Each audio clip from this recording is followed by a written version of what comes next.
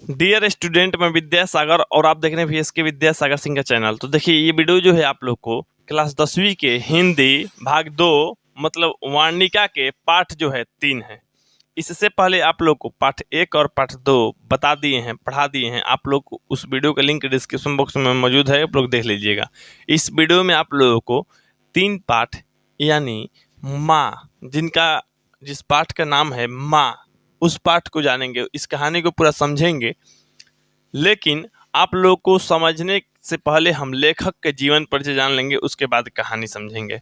और कहानी समझेंगे तो आप लोग अच्छे से समझिएगा और समझ में आ भी जाएगा। देखिए कैसे चलते हैं हम लोग 3 पाठ यानी हिंदी की जो 3 पाठ भाग 2 के वार्णिका के 3 पाठ, जिनका नाम है माँ। माँ पाठ के लेखक कौन है? तो ईश्वर पेटलीकर। ये आप लोग को ये प्रश्न देता भी है एग्जाम में कि इस माँ पाठ के लेखक कौन है? ईश्वर पेटलीकर। या कह देगा ना, ऐसे भी दे सकता है कि ईश्वर पेटलीकर का रचना कौन सा?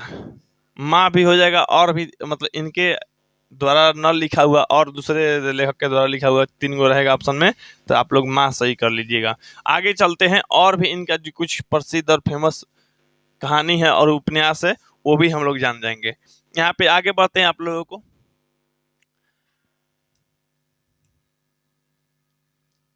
देखिए, ईश्वर पेटलीकर गुजराती के लोकप्रिय कथाकार हैं। गुजराती या गुजरात के क्या है, लोकप्रिय कथाकार हैं। इनके कथा साहित्य में गुजरात का समय और समाज, नए पुराने मूल्य, दर्शन और कला आदि रच पककर एक नई आस्वादकता के साथ उपस्थित होते हैं। खून की सगाई इनकी प्रसिद्ध कहानी है। खून की सगाई, खून की सगाई जो है इनकी क्या है, प्रसिद्ध कहानी है। ये बात याद रखिएगा।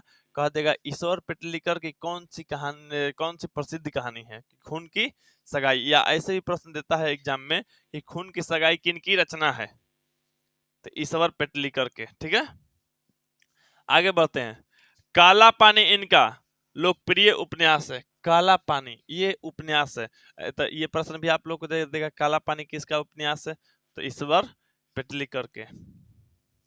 साहित्य के अलावे भी श्री कहिए या ईश्वर पेटलीकर सामाजिक राजनीतिक जीवन में भी सक्रिय रहे। सामाजिक राजनीति मतलब समाज के बारे में, समाज की भलाई सोचने, या राजनीति में, ये राजनीति मतलब किसी राजनीति से जुड़े हुए या जुड़े हुए मुद्दे को हल करना, या खुद नेता बन जाना, या उस बारे में विचार तर्क तर्क करना, राजनीतिक जीवन में लोग अक्सर रहता है। तो इनका भी जीवन राजनीतिक जीवन में था, राजनीतिक सामाजिक जीवन में था। इनकी दर्जनों पुस्तकें पुरस्कृत और बहु प्रशंसित हो चुकी है। मतलब दर्जनों पुस्तक जो है उस पे पुरस्कार पा चुके हैं। ये इनका इस तरह का मैंने लिखा है, कहिए कि कहानी ही रहता है। यह कहानी गोपाल दास नागर द्वारा संपादित है एवं अनुदित कहानी संग्रह माँ से संभार संकलित है। ये माँ मतलब जो ये संपादित मतलब इस कहानी के संपादन कौन कर रहा है? तो ये कर रहे हैं गोपाल दास नागर। गोपाल दास नागर द्वारा ये संपादित हो रहा है। मतलब बताया जा रहा है, या उनके शब्दों में वो बताएंगे इस पाठ को कि एक मंगू थी, एक माँ थी, ये हुआ था, वो हुआ था। अभी चलते हैं हम लोग अपने कहानी के ऊपर। इसमें आप लोग देख सकते हैं लेखक के बारे में ज़्यादा जानकारी नहीं है। ये नहीं कि लेखक का जन्म कहाँ हुआ, क्या थे, ये ज़्यादा कुछ नहीं है। आगे बढ़ते हैं हम लोग। आगे बढ़ते हैं तो हम लोग देखते हैं सबसे पहले मंगू को पागलों के अस्पताल में भर्ती करने की सलाह लोग उसकी माँ को देते हैं। यहाँ से पता चल रहा है कि मंगू मंगू नाम की कोई लड़की है। मंगू नाम की लड़की है और उस लड़की को अस्पताल में भर्ती कराने के लिए उनके गांव के सभी लोग उनकी माँ को बोलते हैं। मंगू की माँ को बोलते हैं कि आप मंगू को अस्पताल में भर्ती करवा दीजिए। ये सलाह सब लोग मैंने गांव के सभी लोग देते थे मंगू के माँ को। तब उनकी आंखों में आंसू झिलमिला आते और हर एक को एक ही जवाब देती, मैं माँ होकर सेवा नहीं कर सकती तो अस्पताल वालों को क्या पड़ी है। सही बात है। ये मंगू की माँ फिर हर लोगों का जवाब देती है कि मैं माँ होकर सेवा नहीं कर सकती हूँ तो अस्पताल वालों को क्या पड़ा है, क्यों वो लोग सेवा करेगा, ऐसा मानती है। तो अब इसमें जो भी कहानी तो स्टार्ट हो गया, और यहाँ से सबके मन में एक फिल्म बनना चाहिए। जैसे फिल्म में बनता है तो फिल्म में हर एक रोल, हर जगह उस तरह का माहौल, उस तरह का हर चीज का यूज करता है, इक्विपमेंट का। तो मतलब जो भी इस कहानी से रिलेटेड बात आएगा उस तरह के बात मन में सोचते जाएंगे और मन में फिल्म बनते जाएगा, और फिल्म द्वारा तो लोग समझ में जाएगा, और समझ जाएगा अगर एक बार, तो फिल्म कभी देख लेने के बाद कोई कल जल्दी भूलता नहीं है। तो इसी तरह से ये कहानी भी कोई नहीं भूलेगा, बहुत लंबा समय तक याद रहेगा। बस इसको अच्छा से सुनने की जरूरत है। तो सुनने के लिए कुछ करना नहीं है, ध्यान देना है मेरी बातों पे, और कुछ इसे डिजिटली तौर पे आप लोगों को फोटो दिखेगा उस पर ध्यान देना है, थोड़ा बहुत लिखावट पे ध्यान दे देना है। अब बाकी मन में चित्र रेगुलर ये बनना चाहिए, जैसे जैसे आगे बढ़ेंगे वैसे वैसे बनना चाहिए, तब फिल्म कंप्लीट होगा। तो लोग को जिस जिस तरह से काल्पनिक फिल्म बनता है तो लोग देखा है, लिखा भी आता है कि ये पूर्ण तरह से काल्पनिक फिल्म है, कि वास्तविकता से इसकी कोई लेन देन नहीं है। नाम भी काल्पनिक होगा, जगह भी काल्पनिक होगा। महिष्मती साम्राज्य कहीं है ये नहीं है, बाहुबली फिल्म बना हुआ है। भलाल देव बाहुबली का राजा कहीं है ये नहीं है, शिवगामी देवी कहीं है ये नहीं है। तो ये पूरा तरह से काल्पनिक फिल्म था।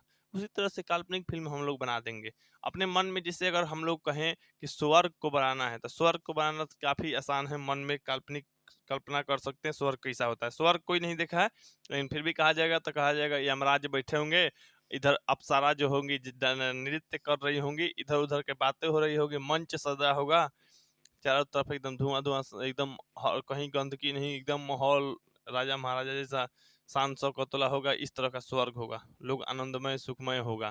तो स्वर्ग की कल्पना केवल कर सकते हैं, या फिल्मों में देखेंगे कल्पना द्वारा। तो उस तरह से कल्पना हम लोग अपने मन में करेंगे। अब चलते हैं हम लोग अपनी कहानी पाते हैं। तो कहानी में देख रहे हैं एक पागल मंगू, मंगू नाम की एक लड़की है जो पागल है। अब पागल होने के कारण गांव के सभी लोग उसके माँ को बोलते हैं कि आप मंगू को अस्पताल में भर्ती करवाइए। तो मंगू की माँ उस पर बोलती है कि मैं माँ होकर अगर मंगू का ख्याल नहीं रख सकती तो अस्पताल वालों को क्या पड़ी है।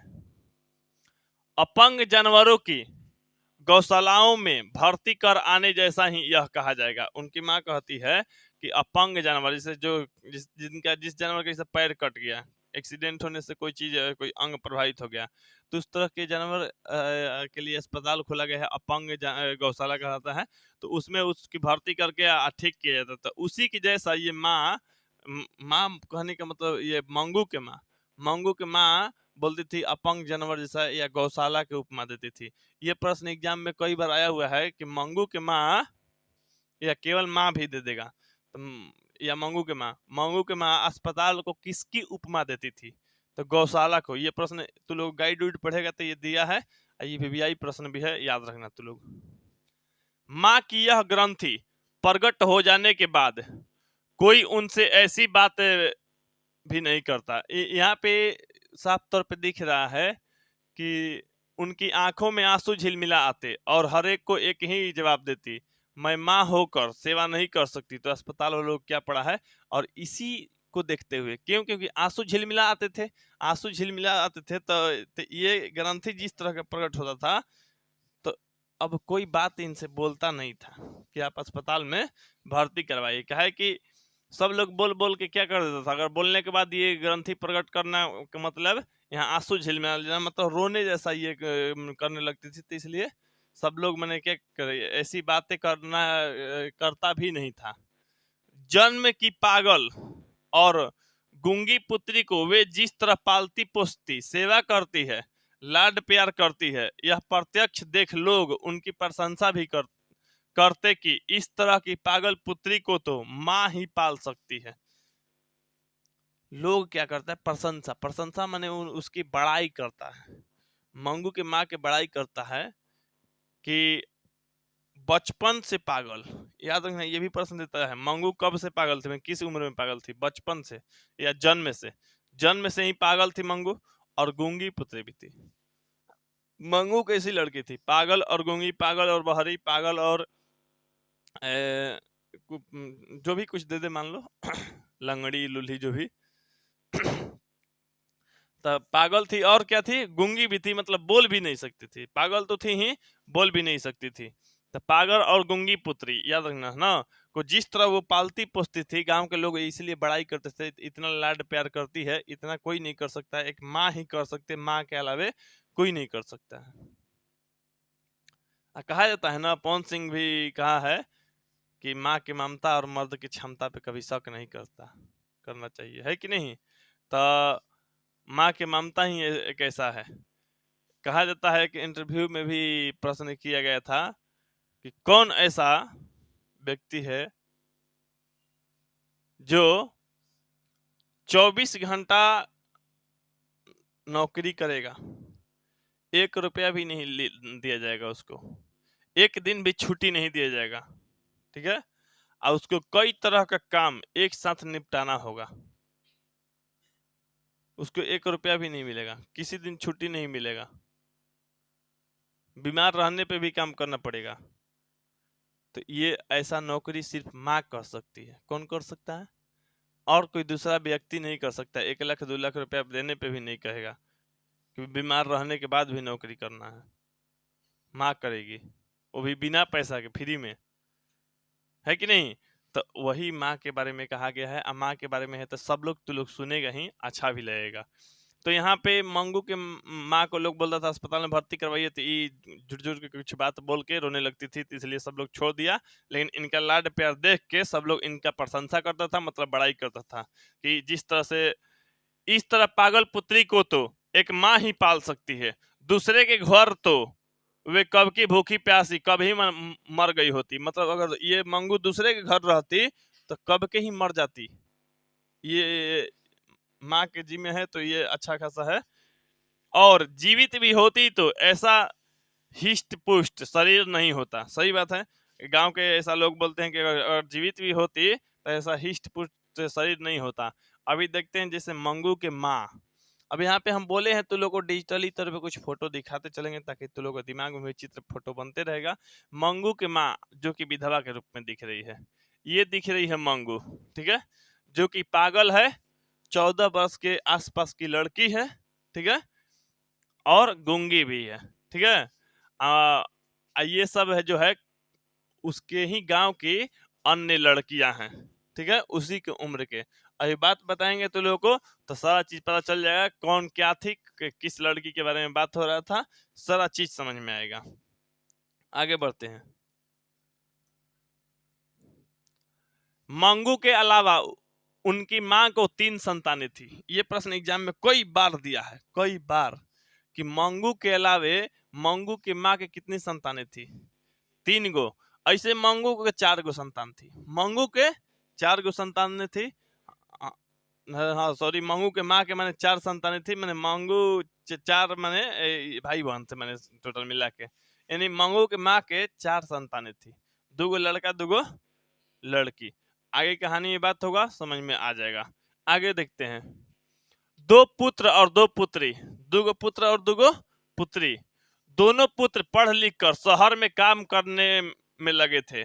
पुत्री का विवाह हो गया था और वह अपनी ससुराल चली गई थी। मतलब 2 गो पुत्र 2 गो पुत्री है, तो दोनों पुत्र जो है शहर में नौकरी कर रहे हैं, उनका भी विवाह हो गया है, और जो पुत्री है एगो बड़ी वाली, उनका भी विवाह हो गया है, वो भी अपने ससुराल चली गई है। अब छोटी वाली, सबसे छोटी लड़की जो मंगू है, मंगू जो पागल है, जन्म से ही पागल है और गूंगी भी है, उसी की मैंने वो सबसे छोटी ही है।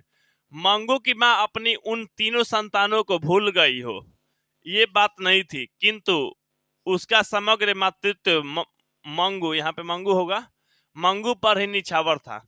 मतलब कहने का मतलब ये है कि जो मंगू के अलावा 3 संतान थी, तो तीनों संतान के मंगू के माँ भूली नहीं थी, लेकिन पूरा का पूरा लाड प्यार, या यूं कहो कि प्यार का न्यौछावर जो करती थी केवल मंगू पे करती थी। इसलिए छुट्टियों में जब कभी लड़के घर आते तब उनका घर बार पौत्र पुत्रियों से खिल उठता था। मतलब अपना दोनों बेटा के भी शादी कर दिए थे, कर दी थी मंगू के माँ। जब भी वो लोग जब छुट्टी में आते थे तो घर में पौत्र पुत्रियों का क्या होता था, मैंने खिल उठता था पौत्र पुत्रियों से।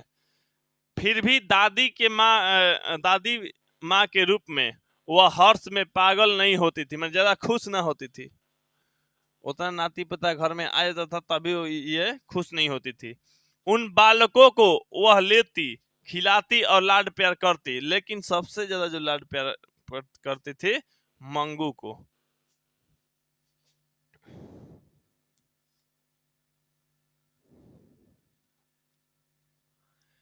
माँ के इस व्यवहार के विषय में पुत्रों को तो कुछ ख्याल ही नहीं आता। पुत्र बधुए कसमसा जाती है। जैसे जैसे मंगू के माँ मंगू को प्यार करती है, तो मंगू के जो दोनों लड़का है वो लोग ज्यादा खिसियाता नहीं था, ज्यादा कुछ बोलता नहीं था कि माँ किस तरह से प्यार दुलार कर रही, लाड कर रही है। लेकिन जो पुत्र बधु, बधु मतलब ये मतलब जो कन्या माने उसकी यूं कहो कि पतोह माने बहू, वो लोग क्या करते थे, कसमसा जाती थी, माने खिसियाने लगती थी। दोनों बहुओं की पति से यह एक ही फरियाद थी, अपने पुत्रों के बालक उन्हें बिल्कुल अच्छे नहीं लगते। माने मंगू के जो बहू थी, माने कहो कि माने पतो, वो लोग अपने अपने पति से बोलती थी ना कि मंगू के माँ को माने इसे अपने सास को बोलती थी, तब हम लोगों के बच्चा जो है इनको बिल्कुल भी प्यारा नहीं लगता है, माने अच्छे नहीं लगते। और पगली मंगू को छाती से भी अलग नहीं करती। माने पगली जो पागल है, पागल मंगू को छाती से अलग नहीं करती, इतना लाड दुलार करती है मंगू को। मातृत्व के स्नेह में खींची बहुए माँ जी के प्रति अन्याय कर बैठती। मतलब मातृत्व मतलब माँ के जो है स्नेह के लेकर जो बहू जो है क्या है, माँ के प्रति क्या कर देती, अन्याय कर देती। अन्याय मतलब कहने मतलब इतना ये लाड दुलार करती, इतना प्यार करती है मंगू को। मंगू की जो माँ है अपने बेटी में मंगू को इतना लाड दुलार प्यार करती है, तो ये लोग क्या करती है बहू लोग कि उनके प्रति अन्याय कर देते। अन्याय मतलब नहीं है कि कुछ मैंने गलत कर देना, तो गलत मैंने करने लगती हैं। इतना ही नहीं, पुत्री के बालकों के प्रति भी मंगू पुत्री के बालकों के प्रति ही माँ जी का व्यवहार वैसा ही था। मतलब पुत्री के बालक मतलब जो पुत्री की शादी कर दी थी मंगू, उसके लड़का लड़की को भी लोग मैंने मंगू की माँ ऐसे ही मैंने नॉर्मली मानती थी, ज्यादा लाड दुलार नहीं करती थी जितना मंगू को करती थी। इस कारण बहुए पति के आगे बड़बड़ाकर जब थक जाती, तब पुत्री माँ के मुंह पर ही सुना देती, मंगू को झूठा लाड लडाकर तुमने ही अधिक पागल बना दिया है। ये लोग क्या कर देते थे, मंगू को झूठा लाड दुलार दे के तुमने ही पागल कर दिया है। अपने माँ को ही लोग बोल देता था दोनों लड़कवा। आदत डाली हो तो जानवर को भी पैखाना पेशाब कहाँ करना कहाँ न करना इसका ख्याल आ जाता। मतलब मंगू के जो लड़का लोग हैं बोल रहे हैं कि अगर आदत डालने पे ये पैखाना पेशाब कहाँ करना है, कम से कम ये आदत आ जाता। लेकिन जैसे जानवर को भी आ जाता है कि कहाँ खाना खाना है, कहाँ जो भी है पैखाना पेशाब करना है, लेकिन इसका ख्याल नहीं आया। मतलब यहाँ पे चल देखो, 12 वर्ष की लड़की चाहे जितनी भी पगली हो, पर उसे आदत डाली हो तो क्या इतना ख्याल भी नहीं आए। वह गूंगी है पर कुछ बाहरी नहीं। मतलब कहने का मतलब मंगू जो है 12 वर्ष की लड़की है। कितने वर्ष की, 12 वर्ष की लड़की। इसमें कहा जा रहा है कि ये गूंगी है लेकिन बाहरी नहीं है। मारने पे, सुधारने पे, डांटने पे, समझाने पे थोड़ा बहुत समझदारी आ जाता कि हमारी बात सुनो भी तो भूल करने पर 2 थापड़ लगा दिए तो दूसरी बार तुरंत ख्याल रखे। मतलब कहा जा रहा है मंगू के माँ से, अगर मंगू के माँ मतलब ज्यादा प्यार दुलार नहीं करती, थोड़ा सा गलती करने पे थापड़ लगा देती तो इसका धीरे धीरे धीरे धीरे करके आदत आ जाता खाना पेशाब पैखाना कहाँ करना है हर चीज का। लेकिन ये जो है मंगू इस तरह के पागल है कि ये अपने बिस्तर पे ही पेशाब पैखाना कर देती है 12 वर्ष की लड़की होने के बाद भी। तो माँ का प्यार देख ही रही हो। अभी आगे बढ़ते हैं हम लोग। उसकी पुत्री आगे कुछ बोले उससे पहले ही माँ जी की आंखें बरसने लगी। मतलब उसकी पुत्री जो है, पुत्री आगे कुछ बोले माँ जी की क्या है, आंखें बरसने लगती है। क्योंकि सब लोग उनको डांटता था, बोलता था। पुत्री के हृदय भी भर आया परंतु कलेजा कठोर कर मन की बात निकाले बिना न रह सकी। मतलब कलेजा कठोर कर ली और मन के बात बिना निकाले न रह सकी। तुम समझती हो मंगू को लाड प्यार करके उसे सुखी बनाती हो। माने मंगू के मंगू के माँ के जो दूसरी लड़की थी, मतलब पहले ही कहो, मैंने बड़ी वाली लड़की थी, वो लड़की कह रही है तो तुम समझती हो मंगू को लाड दुलार करके सुखी बनाती हो, पर यह समझ लो तुम ही इसकी वास्तविक दुश्मन हो। ये बात किसने कहा था? मंगू की बड़ी लड़की। मैंने कह रही लाड दुलार कर, हाँ मंगू के माँ के बड़ी लड़की, मतलब मंगू के बड़ी जो है मतलब बहन है, तो वो कह रही है अपनी माँ से, तो तुम समझती हो कि इसको लाड दुलार करके मैंने तुम अच्छा कर रही हो, तो तू समझ लो ना कि यही मैंने काम, या कहो कि तुम ही बड़ी दुश्मन हो, सबसे बड़ा दुश्मन तुम ही हो, क्योंकि उसको लाड दुलार कर रही हो, इस कारण वो कुछ सीख नहीं रही है, जो कि इसकी जीवन के सबसे बड़ा दुख भी बनेगा, नहीं बनेगा। और कोई किसी को अगर सिखा दे मार के, प्यार से, लाड दुलार से, जैसे भी दो थप्पड़ लगा के, तो वो समझो उसके लिए अच्छा है। लेकिन ये नहीं सिखाती थी, केवल लाड दुलार करने में रहती थी, तो ये तो इसीलिए कहा जा रहा है कि इसकी वास्तविक दुश्मन तुम ही हो।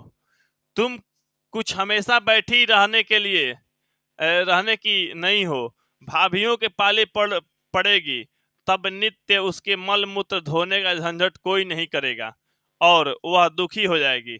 सही बात है कि मतलब जिसे कहने का मतलब, वो बोल रही है बड़ी बड़ी लड़की, महू के माँ के जो बड़ी लड़की है, बोल रही है कि तुम तो कर ले रही हो, लेकिन भाभीियों के पाले पड़ेगी तो कोई नहीं करेगा, इसको छोड़ देगा तो फिर बेकार का दुख उस पर पड़ेगा ही।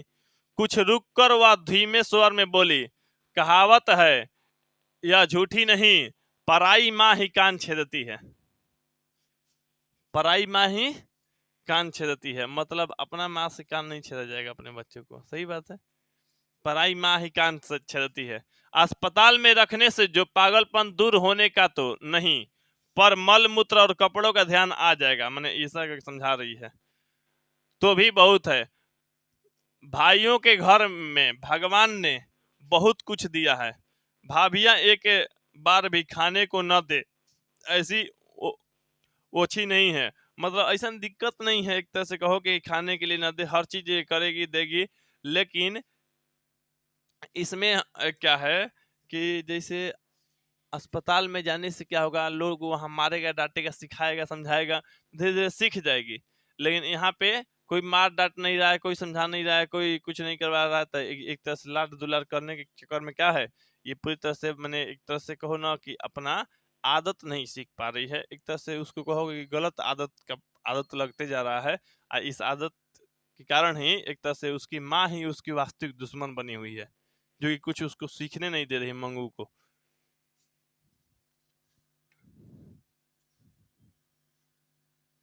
बात जाई थापड़ न, शांत हो जाओगी। बात करने के लिए आई हो, जाके घर रे, चौकी टेबल कुर्सी जो भी है सब लगा लो, अपने फेवरेट दोस्त बुला लो अपने घर, निपुण दूध के चाय बनाओ, टोस्ट दे दो, बात करते रहो एकदम, चाय पीते रहो, कोई वहां बोलने नहीं जाएगा। बुलाई हूँ ही हो उसके लिए, बात करने के लिए ही। काहे लिए कोई बोलेगा? अभी क्लास करो, क्लास करो, नहीं तो बात करना है तो वही उपाय है, बुला लो, कोई नहीं बोलेगा तुमको, तुम्हारा दोस्त भी खुश, तुम भी खुश। माजी लोगों को अस्पताल के लिए गौशालाओं की उपमा देती। ये प्रश्न तो देगा तो लोग एग्जाम में, ये बात याद भी रखना। माजी जो है, माजी मतलब यहाँ पे मंगू के माँ, मंगू के माँ जो है अस्पताल को क्या किसकी उपमा देती है, मैं क्या कहती है? हाँ गौशाला, पशु का क्या है, गौशाला जैसा है। तब लोग पराये की तरह जो नहीं कह पाते थे वह उनकी पुत्री ही कह डालती। मतलब जो लोग नहीं कहता था, गांव घर के लोग नहीं कहता था, उसकी पुत्री ही कह देती थी। उसकी पुत्री माने मंगू के माँ के बड़ी पुत्री कह देती थी, क्योंकि दूसरा लोग थोड़े बोलेगा ज्यादा कुछ। दूसरा लोग तो यही नहीं कहेगा अस्पताल में भर्ती करके देखिए ठीक हो जाएगी तो ठीक है। अगर उसकी माँ ही कुछ सुनाने लगेगी तो उसके विपक्ष में कोई नहीं बोलेगा। अस्पताल गौशाला जैसा होगा और शायद मंगू मर गई तो उसका और कुटुंब का छुटकारा होगा। मैंने ये ऐसा बात, ये मंगू के मैंने बड़ी बहन कहो के उसके वो अपनी माँ से बोल रही है कि अगर ये मर भी गई तो छुटकारा ही होगा। तो ये गौशाला है ना, गौशाला के जैसा उपमा देती थी। तो यहाँ पे इस लाइन के लिए ये चित्र है। तो जो है अस्पताल को किसकी उपमा दी जाती थी? गौशाला को। उपमा माने वो नाम लेकर बोला जा रहा था, तो गौशाला जैसा है।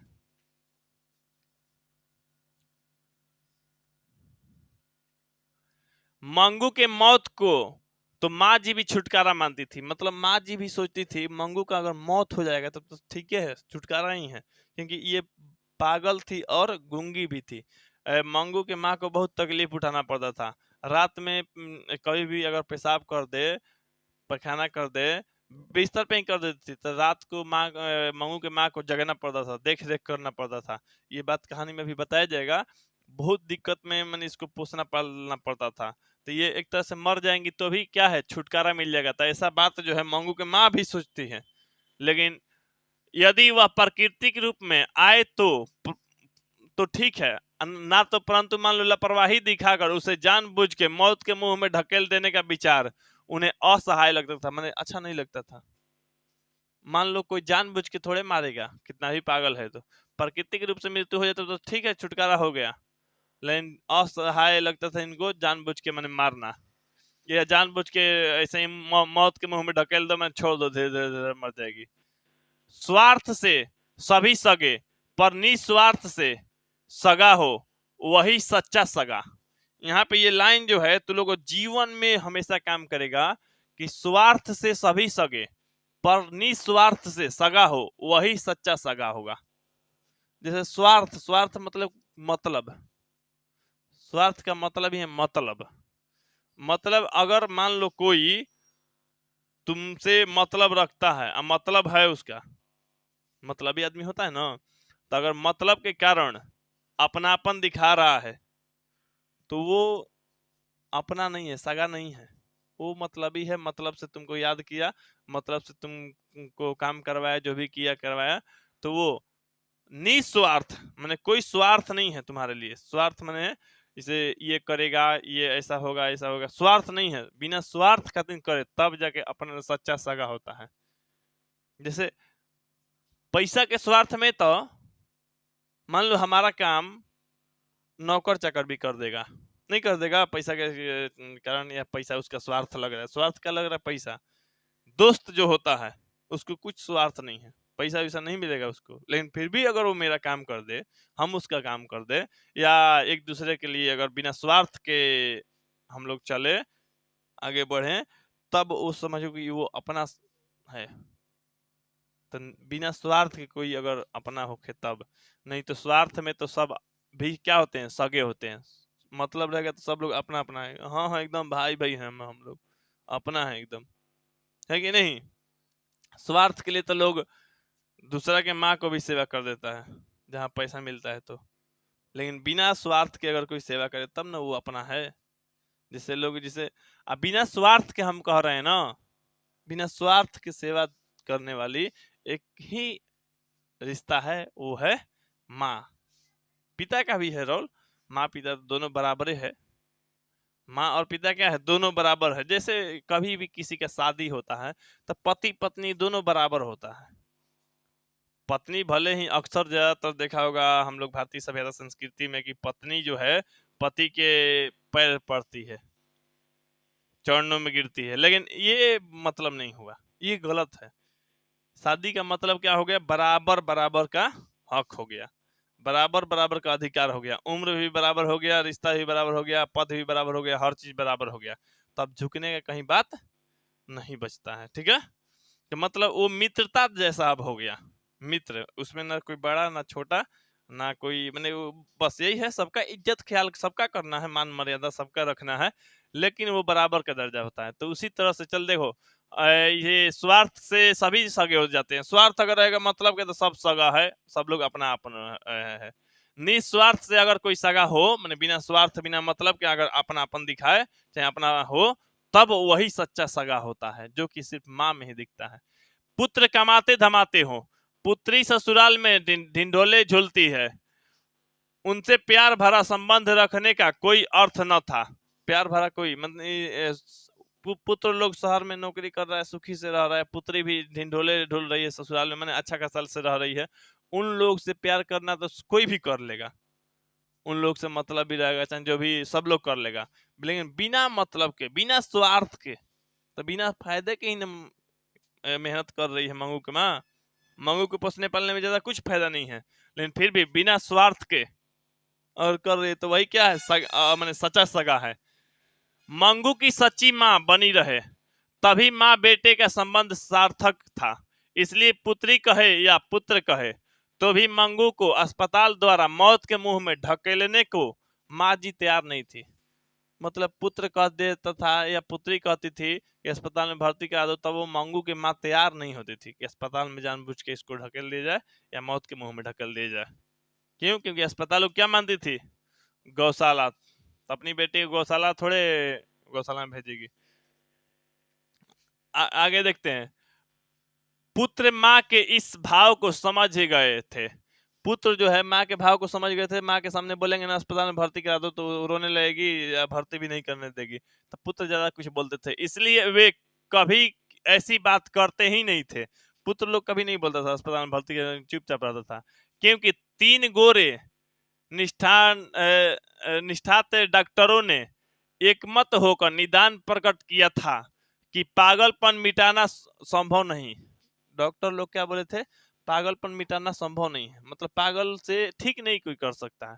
केवल एक विश्वास था कि किसी ट्रेंड और अनुभवी नर्स या डॉक्टर की देखरेख में उसे रखा जाए तो आदत के कारण शायद उसे शौच और कपड़ों का ध्यान आ जाए। शौच मतलब जैसे जहाँ पैखाना करना है और पेशाब करना है, ये सब का ध्यान आ जाए कम से कम। पागलपन तो दूर नहीं होगा, लेकिन ये सब सीखा जा सकता है, सिखाया जा सकता है। परंतु ऐसी अवस्था घर के पास हो यह संभव नहीं था, इसलिए वे मौन थे। मौन थे मतलब हाँ, मन चुप, मैंने लड़का लोग चुप रहता था, कुछ बोलता नहीं था, लेकिन फिर भी सोचता था कि कोई ट्रेंड नर्स या डॉक्टर के आसपास रहेगी तो थोड़ा बहुत सीख जाएगी। मार से डांट से आदत लगाने पे धीरे धीरे सीख ही जाएगी।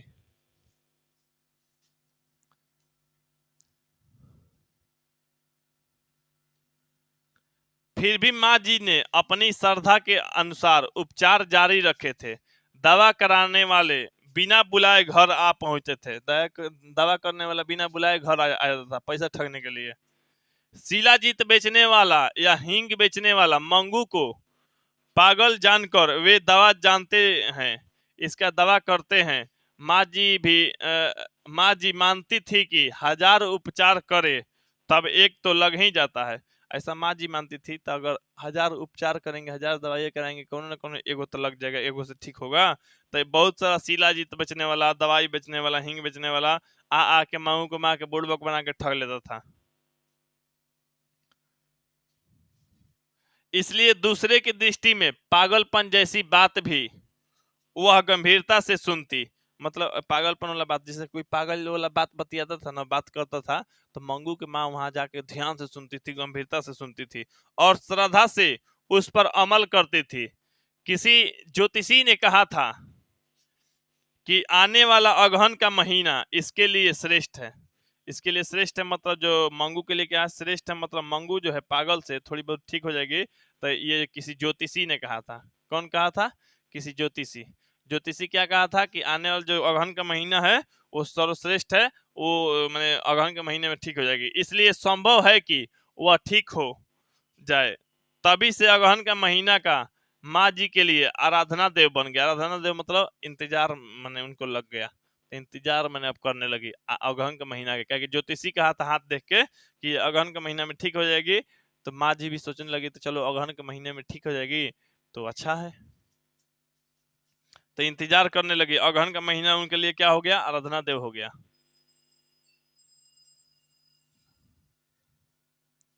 अगहन के महीने में मंगू के 14 वर्ष पूरे हो जाते थे। अगहन का महीना अगर आता तो 14 वर्ष के मंगू हो जाती। ठीक है, इसलिए कोई बुद्धिमान व्यक्ति जिस तरंग में नहीं चढ़ जाता वैसी तरंग में माँ जी चढ़ जाती।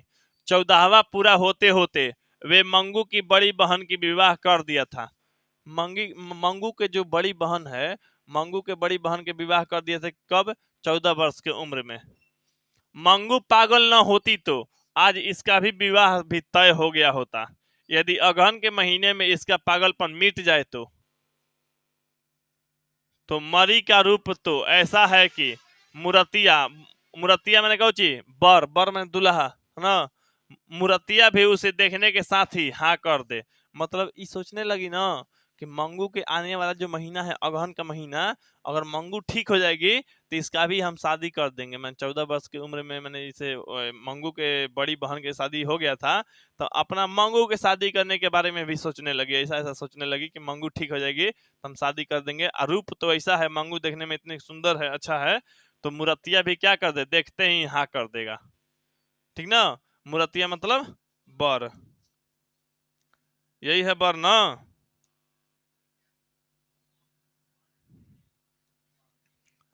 और जैसे सब कुछ ठीक हो गया हो, वैसे वह विवाह की योजना भी मन में बनाने लग गई जाती। मैंने विवाह के मैंने बात समझाने लगी, विवाह के बात सोचने लगी। कम्मू, यहाँ पे नाम आया कम्मू, नाम है कम्मू आया। कम्मू जो है क्या है, मंगू की बड़ी बहन है। मंगू के बड़ी बहन के नाम कम्मू। के समय घर की स्थिति आज जैसी नहीं थी। जब कम्मू का विवाह हुआ था, कम्मू यही है, कम्मू का विवाह हुआ था, तो उस समय जो जैसा स्थिति था, आज मैंने आज की जैसा वैसा स्थिति नहीं था। मतलब आज जो है मंगू के जो बड़ा दोनों भाई है वो लोग शहर में कमाता था, हम खुशी खुशी सब लोग रहता था। आज जैसा मैंने आज जैसा स्थिति पहले नहीं था, तब वो कम्मू की शादी हो गया था, लेकिन अब जो होगा तो और खुशी से होगा, क्योंकि अब सब लोग पैसा भी कमाने लगा है, अच्छा खासा लोग परिवार भी रह के नौकरी कर रहा है। ठीक है, आज तो दोनों भाई शहर में अच्छा कमाते हैं, पानी की तरह पैसा खर्च करते हैं, फिर भी मंगू के विवाह में वे किस लिए पीछे घूमकर देखे। ऐसा ऐसा बात सोचने लगी, एक तरह से पागलों जैसा हरकत मन में आने लगा। नहीं कि मंगू तो एक तो पागल से ठीक तो हुई नहीं अभी, और शादी के बारे में ही सोचने लगी, प्लान बनाने लगी। अभी आगे देखो, लेकिन मंगू को बहुत ज्यादा मानती थी। एक बार मंगू बुद्धिमानी के साथ हौज में पेशाब करने बैठी, हौज में पेशाब करने बैठी। उसे प्रसन्न हो माँ जी कई दिनों तक हर एक को आगे आगे परायण करती रही। ज्योतिषी का कहना ठीक होगा, माने माँ जी मानने भी लगी, तो सही क्या तो बोल रहा है, आने वाला जो अगहन का महीना है ठीक हो जाएगी मंगू। क्या कि एक बार हौज में क्या कर रहे, मैंने पेशाब करने के लिए बैठी, मैंने बुद्धिमान की तरह, जैसे बुद्धिमान लोग जाता है हौज में पेशाब करने के लिए, तो ये भी गई पेशाब करने। तो ये देख के मंगू की माँ जो है बहुत खुश हुई, अब सबसे हाला करने लगे। मंगू अब से पहले कभी भी नहीं ऐसा कि, मैंने अभी ऐसा कभी की नहीं थी, लेकिन पहले बार की थे, तो मंगू के माँ को लगा कि आने वाला अगहन महीने में सही ही है, मैं ठीक हो जाएगी।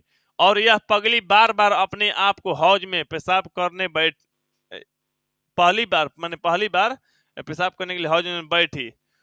सुनने वाले के गले यह सब बात उतरनी कठिन थी। माने इसे सुन रहा था जो बात कि मंगू जो है अपने आप पे मैंने हौज में पेशाब करने के लिए बैठी, तो सुनने वाला विश्वास नहीं कर रहा था, क्योंकि यह सुनते समय मंगू पेशाब कर गीली मिट्टी को अंगूठे से खुरदती हुई नजर पड़ती। मैंने पेशाब किया, पेशाब करने के साथ साथ अंगूठा से खुरचने लगी, क्योंकि पागल थी। माँ जी की दृष्टि उस तरफ जाते ही बुद्धिमान पुत्री को जैसे शिक्षा दी जाती है, वैसे धीरे से कहती है, मंगू ऐसा गंदा काम नहीं करना चाहिए, अच्छा बेटा हो ना तुम, मंगू ऐसा काम मत करो, तुम अच्छा बेटा हो ना। तो मैंने बुद्धिमान की तरह ये बोलने लगी।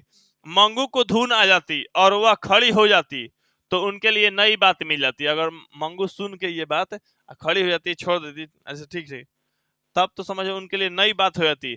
मैंने कहा तो समझकर बुद्धिमान की तरह खड़ी हो गई। ऐसा अगर होता तो, हुआ नहीं, लेकिन ऐसा होता तो माँ जी क्या होता, माँ जी के लिए एक और नया बात हो जाता। तो मैंने ये कहने पे सुनने भी लगी, समझने भी लगी। अब सुन लो, इस प्रकार माँ जी का आशा भर अगहन का महीना आया। अगहन का महीना जो ठंडी का महीना होता है, इस जैसे अभी जो है अगहन का महीना, तो अगहन का महीना आया। फिर मंगू अच्छी तो न हुई, पर शहर की एक कन्या विद्यालय में मैंने पढ़ने वाली गांव की एक लड़की कुसुम पागल हो गई। गांव की एक लड़की थी कन्या विद्यालय में पढ़ने वाली कुसुम, कुसुम क्या हो गई, पागल हो गई। तो ये प्रश्न देता है एग्जाम में कि मंगू के गांव के कन्या विद्यालय में पढ़ने वाली लड़की का नाम क्या था जो पागल हुई थी? तो कुसुम। नहीं तो इसे भी दे देगा कि कुसुम कौन थी, कुसुम कौन थी? तो मंगू के गांव के कन्या विद्यालय में पढ़ने वाली लड़की थी जो मैंने पागल हो गई थी, ठीक ना? ये जन्म से नहीं थी। अब दे देगा जन्म से कौन पागल थी? मंगू। अब दे देगा माँ पाठ में कौन जन्म से पागल नहीं थी? कुसुम दे देगा। ये कमू भी दे देगा। कमू नहीं देगा, हालांकि कुसुम कह देगा है ना, मंगू दे देगा, दोनों दे देगा, इनमें कोई नहीं, चाहे इनमें सभी दे देगा। तो जन्म से पागल कौन था? मंगू। कुसुम नहीं थी, लेकिन दुइये को पागल हुई है। बाकी के बात नहीं क्या गया है। चले हो यहाँ पे मंगू, मंगू की तरह उसे भी टट्टी पेशाब का ध्यान न रहता। आप सोच लो, पढ़ने वाली लड़की के टट्टी पेशाब के ध्यान न रहा, कब? जब पागल हो गई तब। माँ जी को इससे दुख तो हुआ, पर साथ ही साथ संतोष भी हुआ कि अच्छी भली लड़की पागल तो होते ही इस प्रकार के विवेक खो बैठती है, तो जन्म से पागल मंगू बेचारी ऐसा ख्याल न हो तो इसमें क्या आश्चर्य है। मतलब कन्या विद्यालय में पढ़ने वाली जो लड़की है ये कुसुम, कुसुम पागल अगर हो गई तो कुसुम पागल होने के बाद भी टट्टी पेशाब करना चाहिए, ये सब ध्यान नहीं रहा, तो ये तो जन्म से पागल ही है मंगू, है कि नहीं? तो यही कुसुम है। कुसुम अभी कन्या विद्यालय में पढ़ने वाली लड़की, विवाह के बारे में क्या बात कर रहा है? चल देखो, कन्या विद्यालय में पढ़ने वाली लड़की 14 वर्ष 15 वर्ष के आसपास ही होगी, इससे बड़ा कैसे होगी? कुसुम को दवाखाने में भर्ती करने का निश्चय हुआ। कुसुम, कुसुम तो बाद में पागल हुई थी, कन्या विद्यालय में पढ़ने वाली लड़की थी, तो उसको क्या हुआ? मैंने अस्पताल में भर्ती कराने के लिए लोगों मैंने इसे निश्चय किया।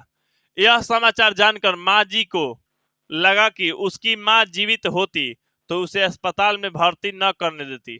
मतलब ये पता चल रहा है कि इसमें कुसुम के माँ जिंदा नहीं है।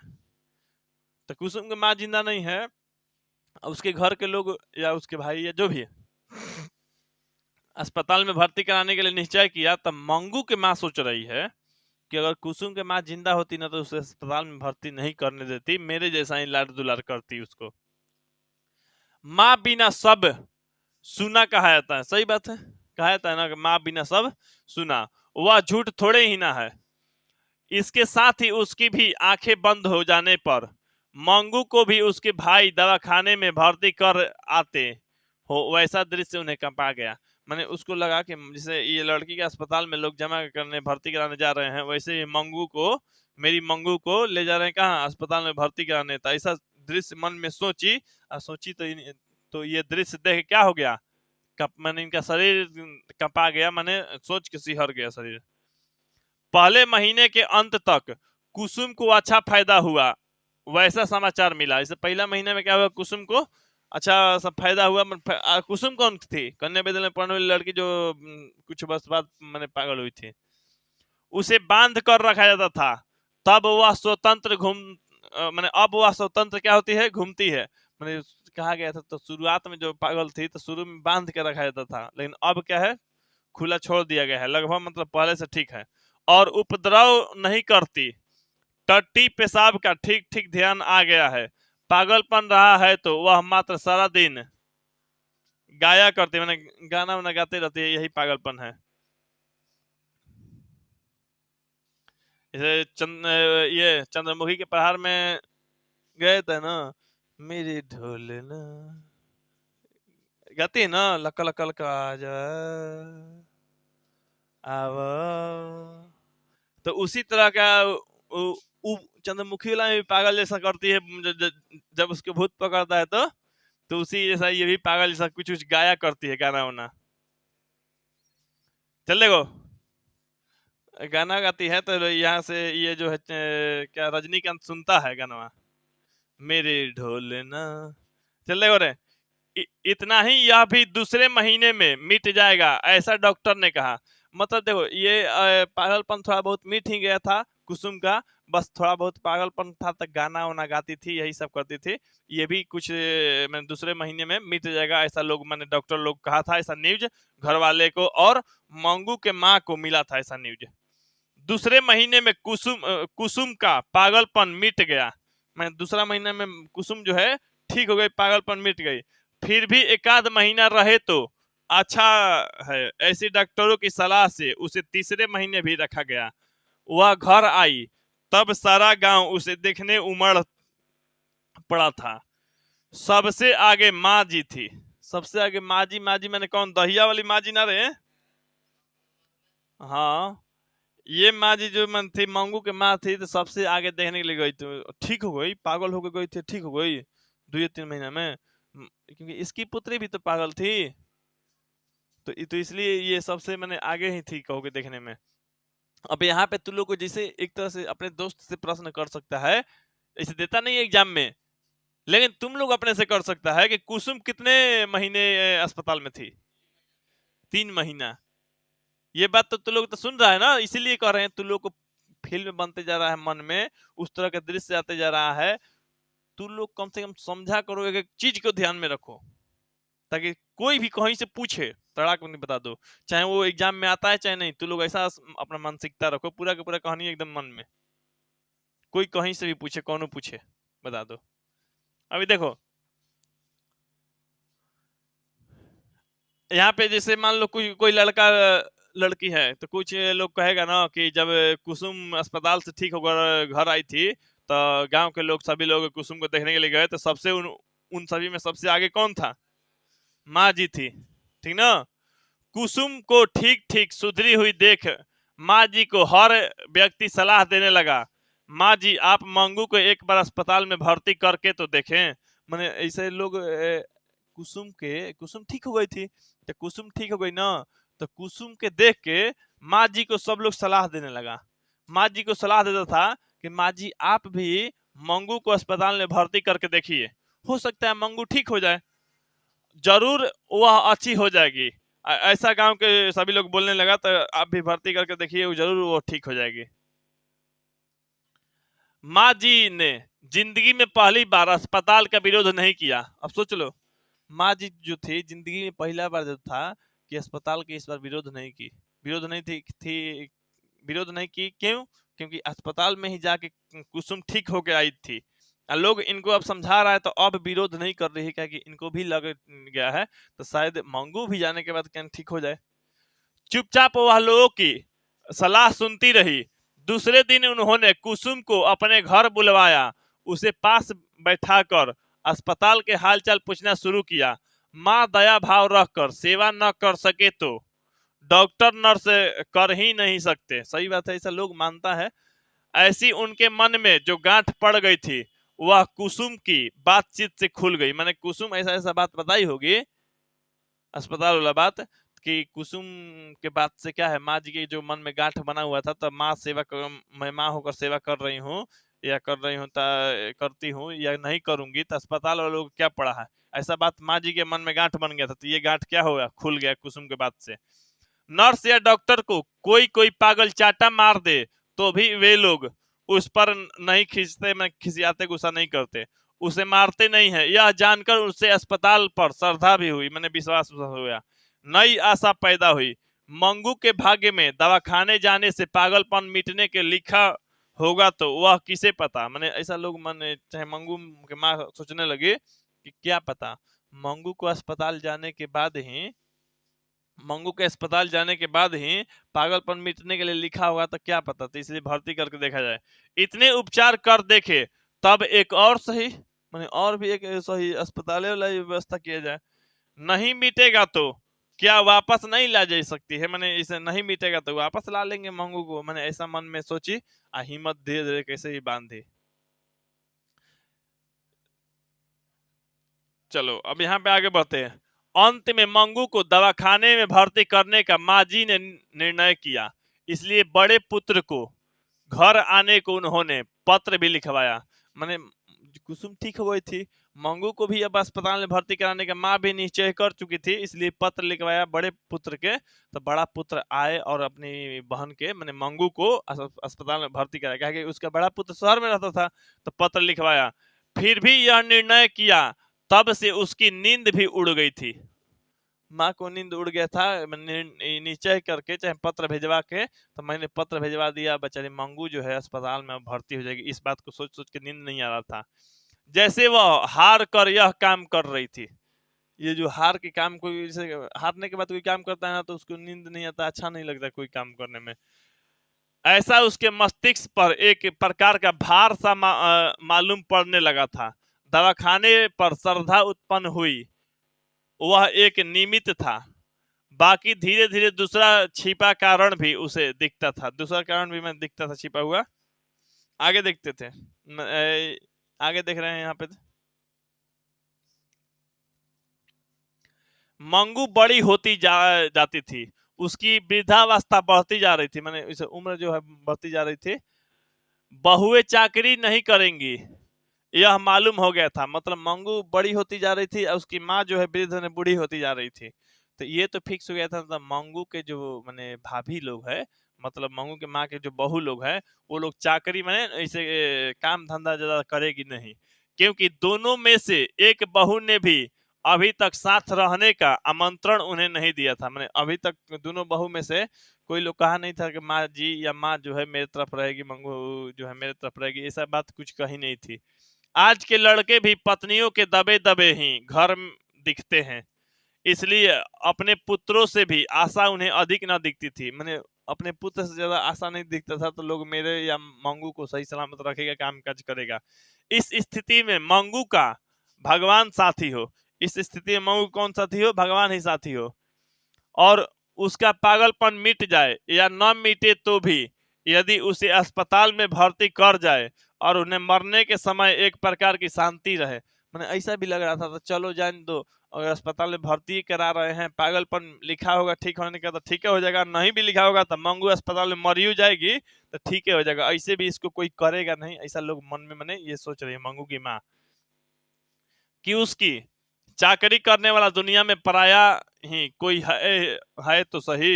मैंने इसे जैसे अस्पताल में सोचने लगी, तो जान दो कोई करेगा या नहीं, अस्पताल में भर्ती रहेगी तो कोई करेगा, नहीं तो मर भी जाएगी तो भी ठीक है। यहाँ पे देखते हैं, इस विचारधारा के साथ माँ जी की आंखों से इतना अधिक पानी बह जाता कि बिछौना तर हो जाता, हमने बिछौना भी जाता, इतना रो रही थी। हृदय पुकार उठता, चाहे तो बहाना भले ही निकालो, पर मूल बात इतनी है कि वह स्वयं भी पुत्र से थक गई। माँ जी की नींद में ही चौंक उठती, बोल उठती, क्या हुआ? मैं थकी हुई हूँ। मैंने माँ जी रात में रोने लगती है और बोलती कि मैं थकी हुई हूँ, ऐसा बात मैंने माँ जी सोचने लगी। मैंने माँ मतलब मंगू की माँ सोचने लगी, क्योंकि अपनी बेटी को मैं अस्पताल में भर्ती कराने के सोची थी, तो इस कारण उनको टेंशन तनाव हो गया था अपनी बेटी को, क्योंकि वो अपनी बेटी से बहुत लगाव प्यार करती थी। हृदय और दूने बेग से पुकार उठता, एक बार नहीं हजार बार दुगना बेग से पुकारने लगता। इस बात को सोच सोच के रोने लगी। यहाँ पे देखते हैं, माँ जी को लगा उन्होंने पुत्र को पत्र लिखकर ही बड़ी भूल की है। माँ जी को ऐसा लगने लगा कि उन्होंने जो बड़े पुत्र को अपना पत्र लिखकर भूल कर दी है। अब भूल क्यों समझ रही है? क्योंकि ये जो है ठंडी का महीना है, अगहन का महीना है, और ठंडी के महीने में माँ जी समझती थी कि ठंडा में उसको कौन उड़ाएगा, कौन उसको बार बार देखेगा, क्योंकि उसको शौच और पेशाब करने का बुद्धि नहीं था उसके मंगू के पास। तो इसलिए सोची ठंडी के दिनों में हम क्या कर दिए, जल्दी कर दिए, पत्र लिखवा के नहीं बुलाना चाहिए था। इतनी जल्दी क्या थी कि जाड़े में उसे दवाखाने में भर्ती करना पड़े, इतना भी जल्दी क्या था, माँ ऐसा सोचने लगी। रात में मैं उसे कितनी बार उड़ाती हूँ, दवाखाने में इस तरह घड़ी घड़ी कौन उड़ाएगा। गर्मी में भर्ती करने का रखा होता तो ठीक था। मैंने ये सोची ना कि गर्मी में रखे होते तो ठीक था, लेकिन रात में रखे हैं तो रात में बहुत सा दिक्कत, सॉरी रात में मतलब जाड़े में रखे हैं तो जाड़े में दिक्कत हो सकती है। क्यों? क्योंकि रात में ये सोते वक्त इसको कुछ चीज का ख्याल नहीं रहता, ध्यान नहीं रहता, ओढ़ने वाला चाहे जो भी। परंतु पत्र मिलते ही पुत्र आ पहुंचा। अब पत्र मिलेगा तो उसका बड़ा पुत्र क्या हो गया, आ पहुंचा। अस्पताल में भर्ती कराने के लिए मजिस्ट्रेट से ऑर्डर भी प्राप्त कर लिया। मजिस्ट्रेट से ऑर्डर ले लिया था कि अस्पताल में भर्ती कराना। जैसे मजिस्ट्रेट से ऑर्डर लेना पड़ता है, किसी पागल को अगर भर्ती कराना है अस्पताल में तो मजिस्ट्रेट से ऑर्डर लेना पड़ता है, डॉक्टर के पास जाके ऑर्डर लेना पड़ता है, तब किसी को भर्ती कराया जा सकता है। ऐसे नहीं कि किसी को किडनैप कर लो और पागल खाना में डाल दो उसको जबरदस्ती। आपको बोलेगा कि हम पागल नहीं हैं, पागल नहीं हैं, यही ना कोई बोलेगा। नॉर्मली मान लो बहुत अच्छा खासा इंसान को ले जाके भर्ती करा दो। इतिहास में भी ये परिस्थिति है, को पागल के अस्पताल में भर्ती करवा दिया गया था। बाद में उसको शायद हो चिन मिन था, शायद उसको पागलों के अस्पताल में भर्ती कर दिया गया था। तो बाद में उसको निकाला गया। बाद में हो चिन मिन के वो क्या हो गया, मैंने वो एक तरह से कहो ना, उसका प्रेरक व्यक्ति भी बन गया, उसका सपोर्ट करने वाला बन गया।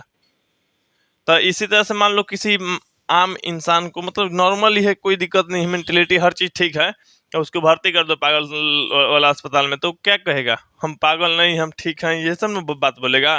अगर जहाँ बोला कि हम पागल नहीं हैं, खिसियाने लगा कि हम पागल ना हुई रे, तो कैसे तब ये पागल हो, है कि ना। हाँ, तो वही बात है कि ऑर्डर लेना पड़ता है, तब मैंने ऑर्डर में हर चीज, जीवन का साइन, सिग्नेचर, हर चीज होना चाहिए, अप्रूवल, हर चीज पास होना चाहिए, तब जाके भर्ती करा सकते हैं किसी को भी। 1 सप्ताह में मंगू को भर्ती कराने का तय हो गया, मैंने 1 सप्ताह में तय कराना है। माँ जी को विश्वास हो गया कि पुत्र पगली बहन को अस्पताल में ढकेल कर बोझ उतारना चाहता है। मैंने माँ जी समझने लगी, जो पुत्र है पगली बहन को क्या करना चाहता है, अस्पताल में धकेलना चाहता है। अब क्या है, क्या है कि पत्र लिखते ही पुत्र आ गया और मजिस्ट्रेट से ऑर्डर भी ले लिया, इतना जल्दी जल्दी कर रहा है। ऐसा न होता तो पत्र मिलते हैं किस लिए वह आ पहुंचता, कुछ सोर्स आदि लगाकर तुरंत डॉक्टर तथा मजिस्ट्रेट से मंजूरी कराता ही किस लिए। इन्हें लगता है कि अभी यह विचार स्थगित कर दे। माँ जी को लगता है कि अभी ये विचार जो है स्थगित कर देना चाहिए, मैंने रोक देना चाहिए, कुछ समय के लिए रोक दिया जाए, ताकि बाद में ये करा लिया जाएगा। और गर्मी में भर्ती करे, पर पुत्र से कहने के लिए जुबान खुलती ही नहीं थी, क्योंकि जुबान कैसे खुलेगा। मान लो लड़का एक तो शहर से आया है, छुट्टी लेकर आया है, ऑर्डर लेकर आया है, हर चीज करवा लिया, फिर से मना कर दो उसको, फिर तो गुस्सा होगा ही। वह बड़ी मुश्किल से छुट्टी लेकर आया होगा और भर्ती करने का प्रबंध कर चुका है। अब तो मना करूँ तो उसे लगेगा कि माँ को कोई दूसरा काम धंधा नहीं है, मैंने ऐसा वो समझने लगे। अगर हम मना भी अब कर रहे हैं तो माँ को लगेगा ना कि मैंने बोलेगा कि माँ को कोई दूसरा काम धंधा नहीं है, बस इसी में एक बार बोलती है कि भर्ती करा दी जाए, एक बार बोलती है स्थगित कर दिया जाए, तो लड़का खिसियाएगा भी, गुस्सा भी करेगा, हर चीज हो गया है। तो मंगू को अस्पताल में भर्ती कराने जाना था। अब हर चीज हो गया, अब 1 सप्ताह के बाद यहाँ नहीं कहा गया है, लेकिन अब जो है मंगू को भर्ती कराने अस्पताल में जाना था। उस रात माँ जी को बिल्कुल नींद नहीं आई, क्या कि अस्पताल में जब भर्ती कराने जाना है तो लोग को ये भी पता चल चुका है कि मंगू से ही सबसे श्रद्धा श्रेय प्रेम भाव जो भी था सबसे ज्यादा अधिक था माँ को। तो माँ को अब नींद नहीं आ रहा है, क्या कि उसको अस्पताल में मैंने भर्ती कराने जाना था।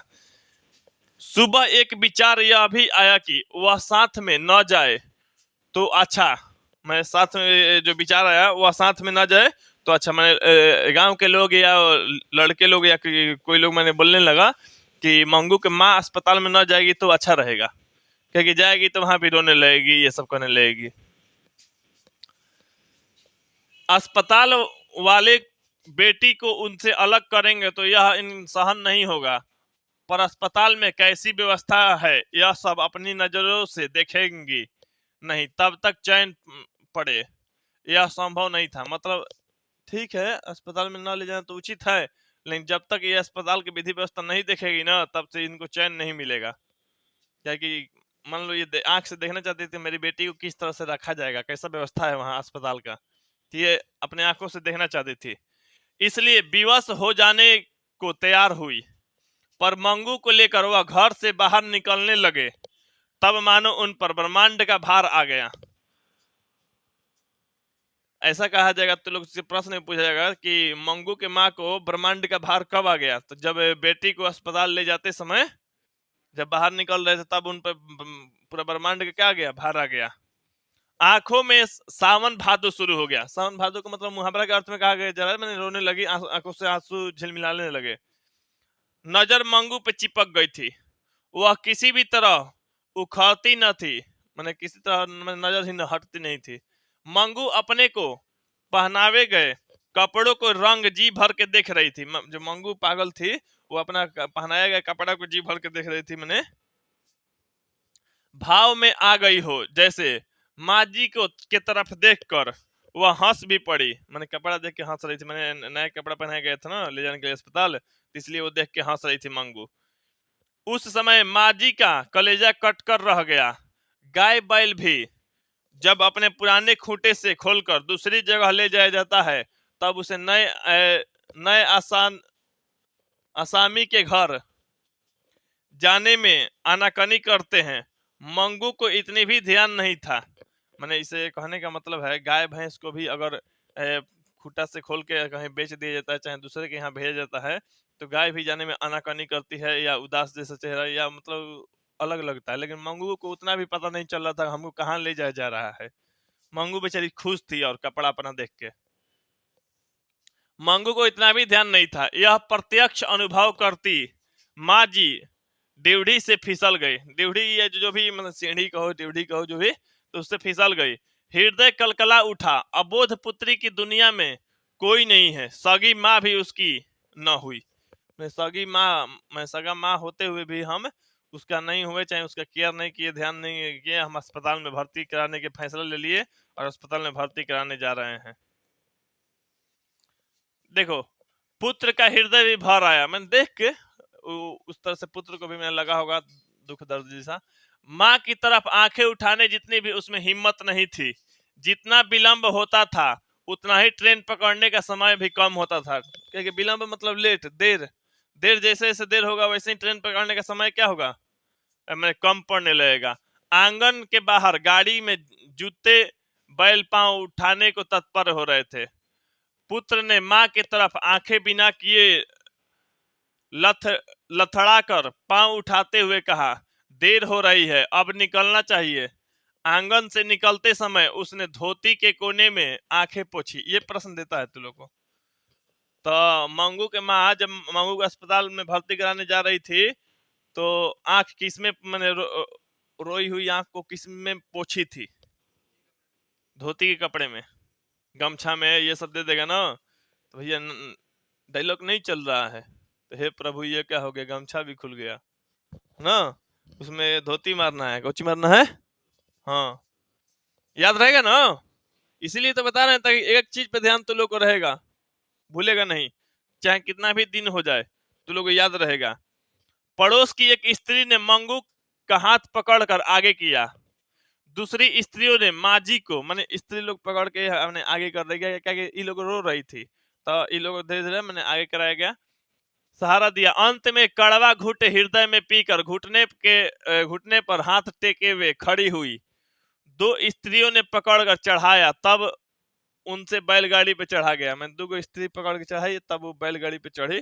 अब बैलगाड़ी से कहाँ जाएगी, ट्रेन पकड़ने के लिए। आगे देखते हैं। मंगू पागल है यह सब जानकर ट्रेन में अन्य मुसाफिरों को अच्छा खासा चर्चा का विषय मिल गया। मंगू पागल है ये सब ट्रेन में लोग जान गया। ट्रेन में जाना तो चर्चा का विषय बन गया। चर्चा का विषय यही ना कि इसको लोग अस्पताल में भर्ती कराने जा रहे हैं, ठंडा में कैसी रहेगी लड़की, इसकी माँ नहीं है क्या, इसकी माँ होती तो अस्पताल में भर्ती नहीं करें। मैंने ट्रेन में लोग ऐसे बैठ के बातें कर रहा है कि बताओ इतना सुंदर लड़की है, पागल हो गई है, अस्पताल में लोग ऐसे मैंने इस तरह से बातें करता था। तो अच्छा खासा मुसाफिर के लिए क्या चर्चा का विषय बन गया।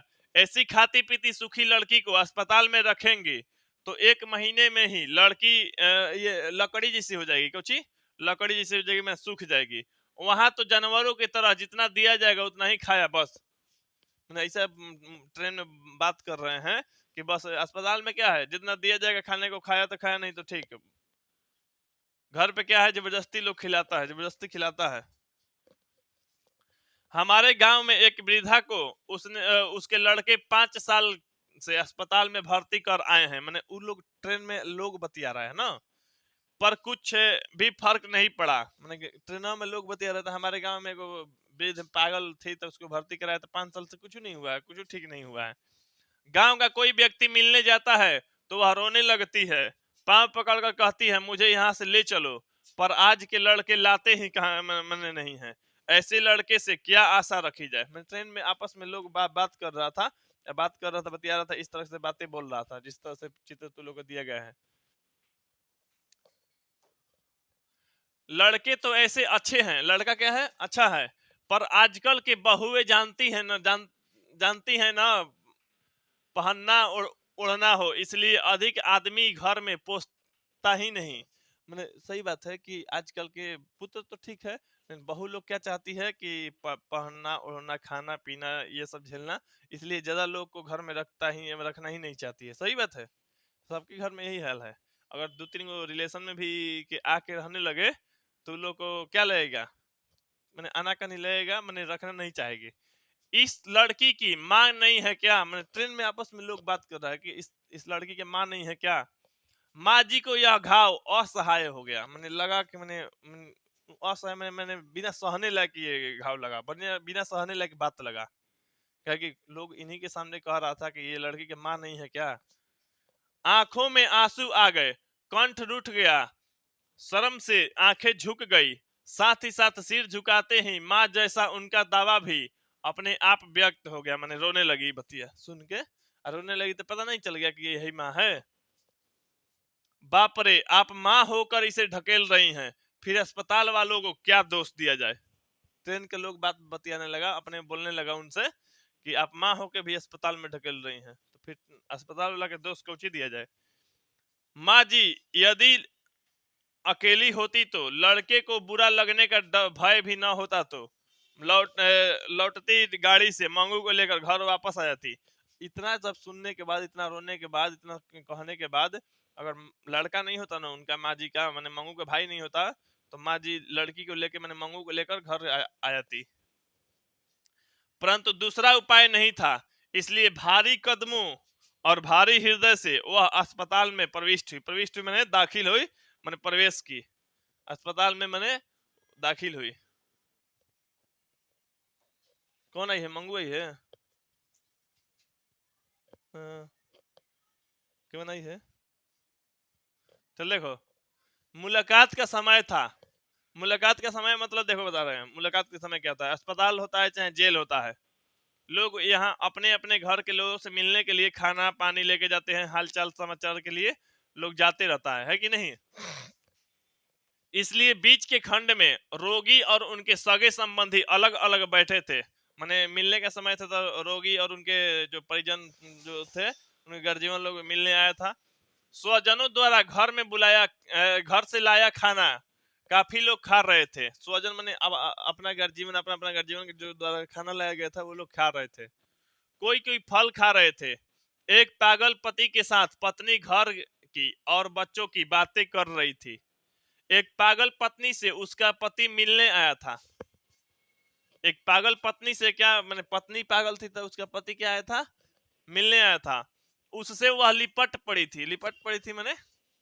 और बगल में खड़ी वार्ड, वार्ड जो होती है, वार्ड मतलब जो सेवा करने वाली होती है उन लोग को वार्ड की परिचारिकाओं की तरफ इशारा करके फरियाद कर रही थी कि ये भूतनिया मुझे अच्छे कपड़े पहनने को नहीं देती, अच्छा खाना नहीं देती, सिर में डालने के लिए तेल भी नहीं देती। ऐसा वो बात बोल रही थी। कौन, जो पत्नी पागल थी और उसका पति मिलने आया था, और वो पति से अपना चिपक के, पागल जो पत्नी थी चिपक के बोल रही थी कि ये मेट्रन जो है, मेट्रन या कहो कि वार्ड परिचारिका जो है, हमको खाने के लिए खाना नहीं देती है, अच्छा से कपड़ा नहीं देती है, सिर में लगाने के लिए तेल नहीं देती है, ऐसा बोल रही थी।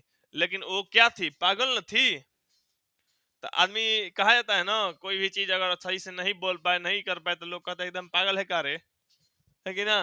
तो सही में पागले है कि ना। माँ जी को उस समय परिचारिकाओं की तरफ देख रही थी, मैंने देख रही थी, तो कैसे कैसे सेवा करने वाली परिचारिका है, यही सब मैंने ऐसी ऐसी परिचारिका मान लो होती है। उस पागल स्त्री के लिए जो परिचारिका थी वह हंसकर बोली, अब मैं तुम्हें सब कुछ दूंगी, तुम्हारे पति अच्छा अच्छा खाने को लाए हैं, वह एक बार खा लो। मैंने परिचारिका जो बोली, सेवा करने वाले जो दायित्व लोग कहती हो जो भी कहो, तो बोले कि अब से तुमको सारा चीज मिलेगा, ठीक है, अभी तुम्हारे पति लाए हैं खाने के लिए तो वो चीज खा लो। उस पागल स्त्री ने कहा, मैंने मंजन नहीं किया है, मंजन मैंने ब्रश के ना मुंह धोना, मैंने मुंह नहीं धोआ है, माँ जी ने देखा तो उनका मुंह धुला हुआ था। मुंह धुआ ही रहता, वो कह रही मुंह नहीं धुआ गया है। पागल है तो क्या कहेगी? नहीं है। मान लो अगर कोई कहता है ये चीज नहीं हुआ, तो आदमी कहता है पागल है क्या, तो पागल सही से थोड़े बताएगा। तो यहाँ पे वो पागल स्त्री कह रही है कि मैंने मुंह नहीं धोया है, मैं मंजन नहीं किया है, लेकिन माँ जी क्या देख रही है कि मंजन मुंह मैंने धोआ गया, फिर भी बोल रही है। फिर भी जरा भी खींचे बिना परिचारिका ने पानी का लोटा लाकर मुंह धुलाया, रुमाल से मुंह पोंछ दिया। माँ जी को विश्वास हो गया कि काम करने वाले यहाँ दयालु है, काम करने वाला दयालु है। कहने पे भी, मैं दोबारा भी कहने पे भी मुंह धुआ दिया, ये नहीं कहा कि मुंह आपका धुआ गया, चाहे जो भी, दोबारा भी लाके धुआ दिया मन की शांति के लिए। इसका मतलब ये है कि यहाँ काम करने वाला जो भी मेट्रन है, जो भी है दाई या ये सब है, सब क्या है, दयालु है। डॉक्टर और स्त्री वार्ड की मेट्रन आ गई है ना। माँ जी के पुत्र ने मजिस्ट्रेट का ऑर्डर दिया, माँ जी वाला मजिस्ट्रेट का ऑर्डर दिखाया। माँ को संतोष हो इसलिए ऊंचे स्वर में मंगू को देखभाल अच्छी तरह से करने को कहा। उसका लड़का जो था, माँ जी के लड़का मैंने मंगू के जो भाई था, डॉक्टर से कहा कि अच्छा से एकदम ख्याल रखिएगा, मैंने ऊंचा स्वर में कहा। मेट्रन ने कहा इस बाबत आपको चिंता नहीं करनी चाहिए, मैं चिंता नहीं करना चाहिए, आप निश्चिंत रहिए।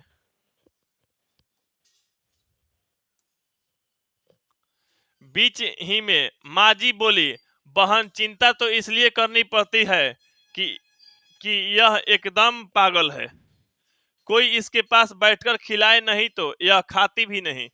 इतना कहते हुए उनका कंठ भर आया और वाक्य अधूरा रह गया, मैंने रोने लगी इतना कह के, वाक्य अधूरा रह गया। मैंने कह रही थी कि बहन जानती है ये एकदम पागल है, बिना खिलाए खाती नहीं है।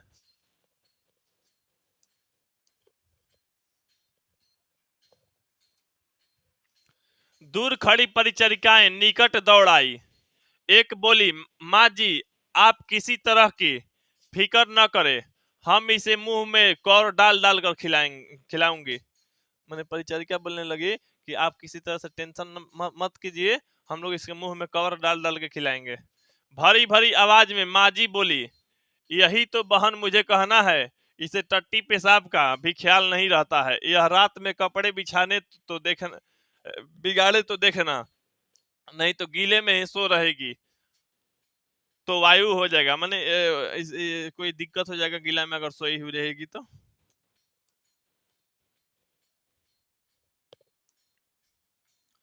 दूसरी परिचालिका बोली, रात में 4-5 बार जांच होती है, रात में जो क्या होती है, 4-5 बार जांच होती है कि कोई पागल पेशाब कर दिया, पैखाना कर दिया, तो इसलिए रात में भी जांच होते रहता है।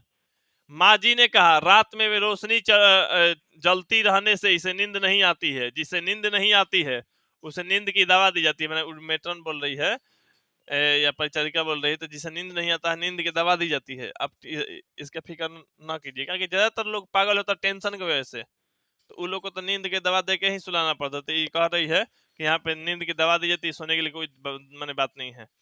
इसे दूसरे उपद्रवी मरीज मारे नहीं वह देखना। तो मैंने ये बोल रही है कि दूसरा पागल औरत चाहे आदमी मारे नहीं इसे, ये चीज देखना है इसको। जो उपद्रवी होते हैं, मैंने उपद्रवी मैंने तोड़ने फोड़ने या लड़ाई झगड़ा करने वाले, उन्हें अलग रखा जाता है, रात में सबको अलग अलग कमरों में सुलाया जाता है। मिलने आने वाले लोग विदा लेते तब रोगी के अंदर के कमरे में ले जाने के लिए दरवाजा थोड़ा सा खुलता है। अब देखो दरवाजा थोड़ा सा खुल रहा है, मैंने अंदर के सीन वाला, मैंने अंदर जो भी दिखेगा तो माँ जी क्या दरवाजे की तरफ देखती है। इस अवसर का लाभ लेकर माँ जी की नजर 2-3 बार अंदर घूम जाती है, नजर दौड़ाती है यहीं से। 3-4 स्त्रियों को अस्त व्यस्त बालों में, अस्त व्यस्त कपड़ों में उन्होंने अंदर घूमते हुए देखा।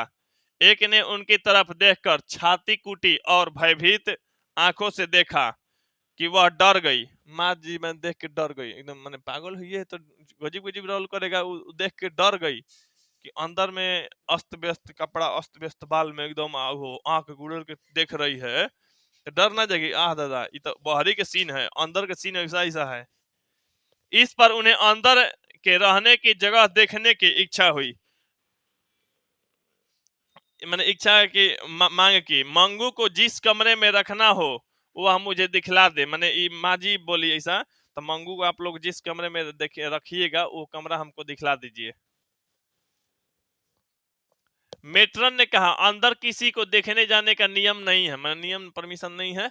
विस्मय भरे नेत्रों से यह नई दुनिया देख रही मंगू माजी की बगल में लपके सिर पर हाथ रख माजी रोज की तरह स्नेहमय बेटा शब्द उच्चारित करने लगी कि तभी उनका स्वर फूट पड़ा। मैंने मरने के समय जैसी एक लंबी सिसकी फूट पड़ी।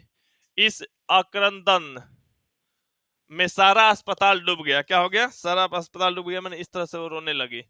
पुत्र की आंखों में चौधार आंसू बह चले। मैंने पुत्र भी रोने लगा देख के।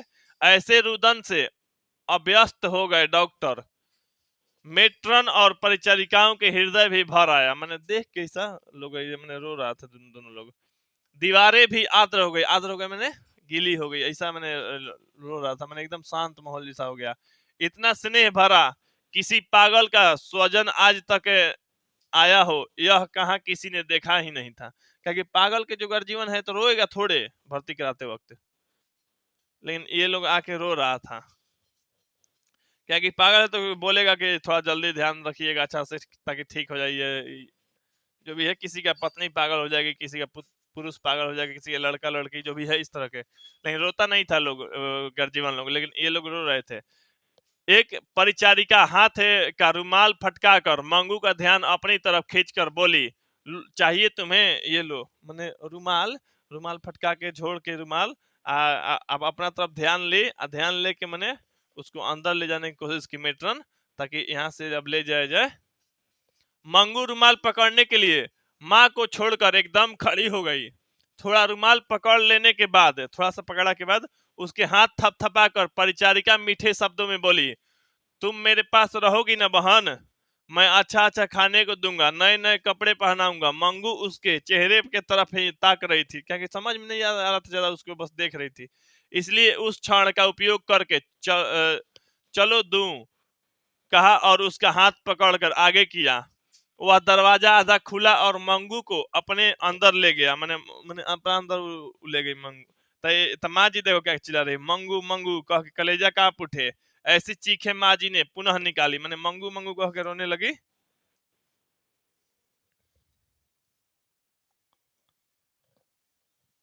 डॉक्टर ने आश्वासन देते हुए कहा, माँ जी, और बगल में खड़े पुत्र की तरफ उंगली करके बताया, अपने इस पुत्र के जैसा मुझे भी पुत्र समझिएगा। बेटी को अस्पताल में नहीं, बेटे के घर छोड़ जा रही हैं, ऐसा मानिएगा। मैंने डॉक्टर कहे ये बात की, आप टेंशन मत कीजिए, आप समझिए अपने बेटे के घर ही छोड़ के जा रही हैं। अधेड़ वय की बाल वय में विधवा हुई मेट्रन ने, मैंने विधवा मेट्रन थी जो सेवा करने वाले, आश्वासन देते हुए कहा, आज तक आप इसकी माँ थी, आज से मैं इसकी मैंने नई माँ हूँ। ऐसा वो बताई कि आज से मैं इसकी नई माँ हूँ, इसका सेवा मैं करूंगी, आप टेंशन मत लीजिए। माजी सिसकी भर्ती हुई, बोली, इसे बेजबान जानवर जितनी भी बुद्धि नहीं है। मैंने इसे आज तक अपने से अलग नहीं किया। कुसुम आपके शहर में ठीक हो गई, इसलिए मैंने हृदय कठोर करके और उनका कंठ भराया। ये कहते हुए फिर से रोने लगी। कुसुम तो लोगों को पता है ना कुसुम कौन थी?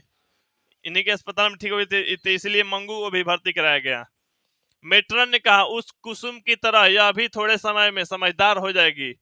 माजी सिसकिया रुकी, फिर उनकी दृष्टि उस बंद दरवाजे को पार कर मंगू पर ही जैसे पड़ी थी।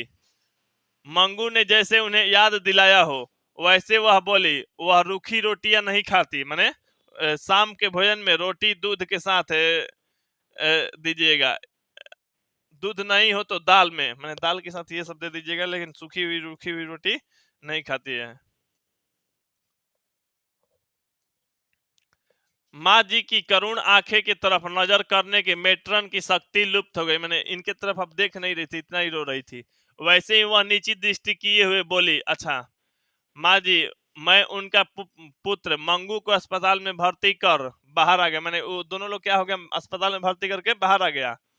तब दोनों के चेहरे पर शोक के बादल छाए हुए थे। मैं दोनों लोग दुखी था, अस्पताल में भर्ती करके बाहर निकल गया।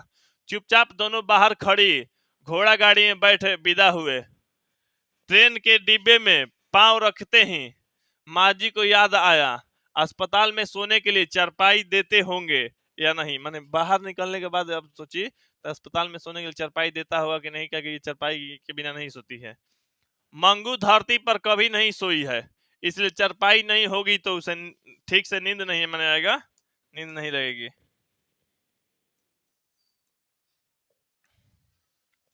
अस्पताल में काम करने वाले दयालु हैं, भले हैं, ऐसा विश्वास माँ जी को हुआ था, परंतु उन्हें अंदर जाने न दिया गया था, इसलिए संदेह रह गया था। मैं शक रह गया था क्या है दिक्कत आखिर। हमें अच्छा न लगे वैसा कुछ होगा, इसलिए तो हमें जाने का नियम मैंने जो नियम है मैंने नहीं जाने का नियम बना हुआ होगा।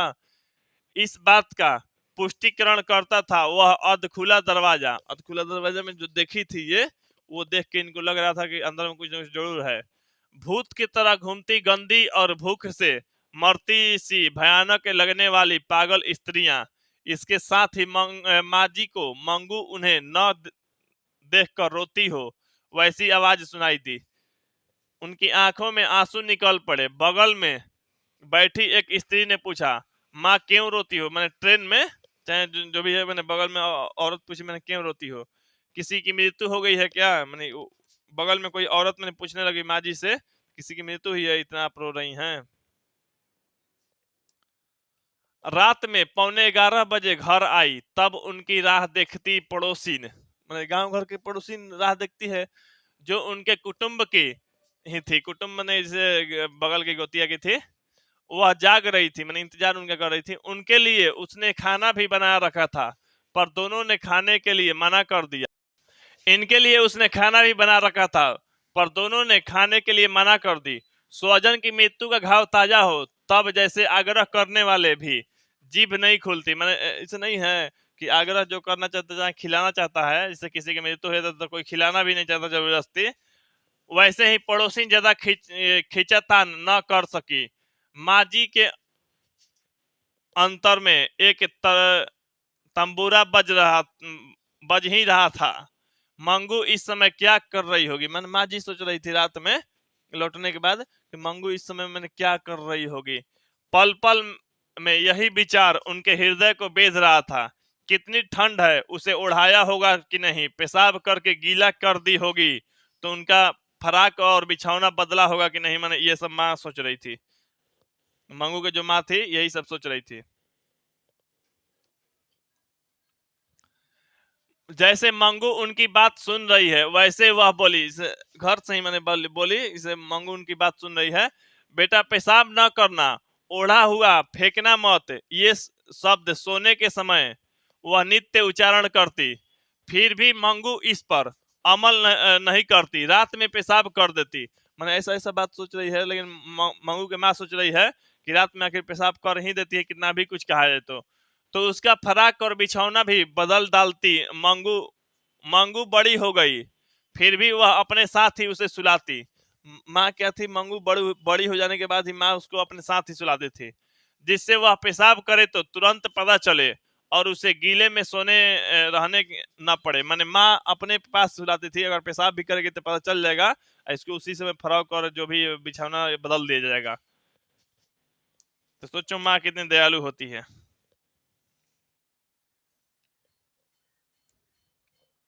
माँ जी को स्वयं भी उसके बिना बिछौना सुना सुना लगता था, क्योंकि रात में अब अकेले सो रही थी तो बिछौना सुना सुना लगता था।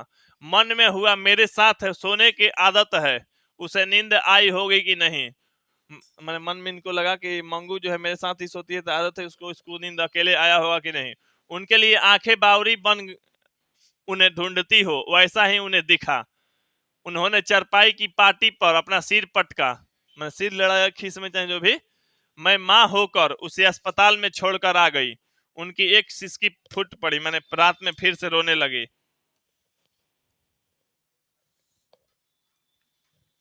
बाहर के खंड में सोए पुत्र को भी नींद नहीं आई।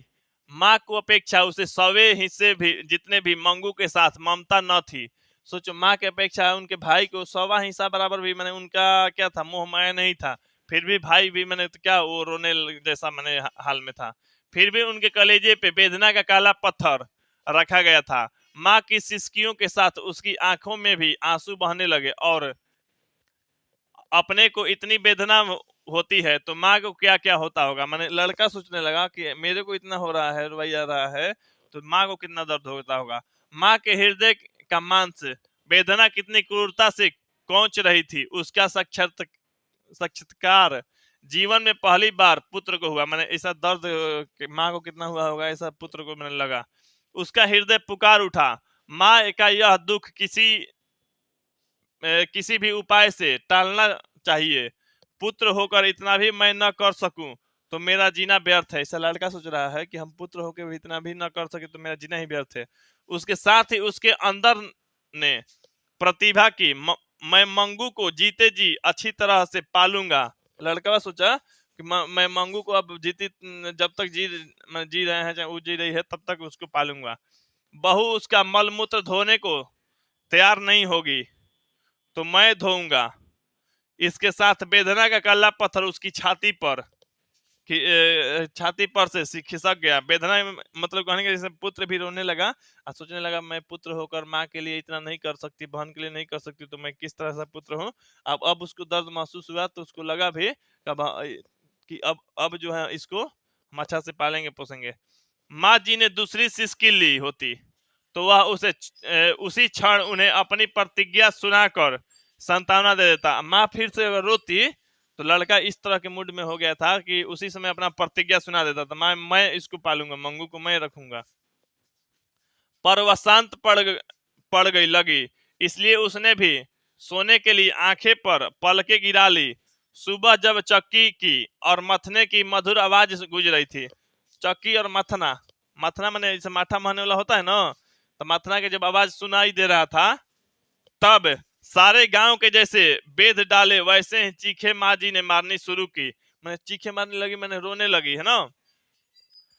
दौड़ो रे दौड़ो, मेरी मंगू को मार डाला रे। मैंने इसे रोने लगे, चिल्लाने लगी, मेरी मंगू को मार डाला रे। तो मैंने इस तरह के बात जो था, अब सुबह सुबह ही आवाज सुनाई दिया, सब लोग डर गया कि मंगू मर गई क्या, क्या आखिर हो गया।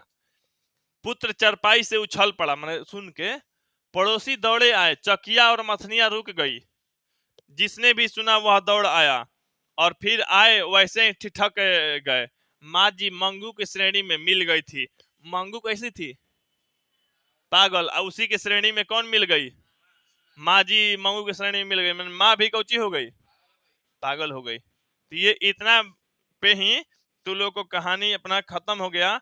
अब इसके बाद जो अगला वीडियो आएगा वो रहेगा 4 पार्ट के, हिंदी के 4 पार्ट के रहेगा। वो अगला वीडियो अगले क्लास में मिलेगा तू लोग को। तो अगले क्लास देखने के लिए बस चैनल सब्सक्राइब रहेगा तो मिल जाएगा। ऑफलाइन वाला ऑफलाइन में बस एक बार सुन के हो गया। अगर जिसको दोबारा सुनना होगा, किसी को सुनाना होगा, किसी को दिखाना होगा, तो ऑनलाइन वीडियो मिल जाएगा, उसको दे देना, दिखा देना, बता देना। और जो भी ऑनलाइन स्टूडेंट है सबके पास भी शेयर कर देना ताकि दूसरे को सुनने के लिए मिल जाए और अच्छा से कहानी भी समझ में आ जाए। अब कहानी जो समझ लिया, प्रश्न उत्तर एक भी क्वेश्चन ऐसा नहीं है कि नहीं बनेगा, हर प्रश्न बन जाएगा आसानी से। अब तुम लोग गाइड, क्वेश्चन बैंक जो भी है इधर उधर के सब्जेक्टिव ऑब्जेक्टिव देख लेना, देखते ही तो लोग को समझ में आ जाएगा, बन जाएगा, लिखने लगेगा। तो किसी को कोई दिक्कत नहीं हुआ होगा तो हम लोग मिलते हैं अगले क्लास यानी अगले वीडियो में। तब तक के लिए जय हिंद, जय भारत, वंदे मातरम।